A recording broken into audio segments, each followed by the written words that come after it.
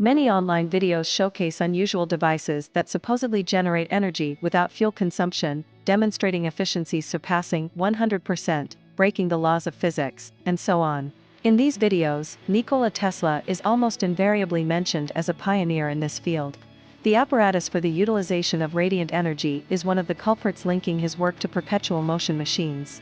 This refers to a patent with an unusual title, registered on November 5, 1901, under number 685,957.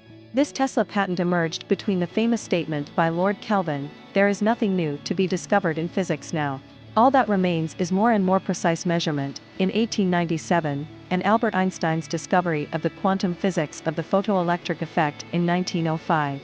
During that period, the physics of the ether was slowly fading away, and quantum physics had not yet emerged. Tesla was experimenting with wireless transmission of energy.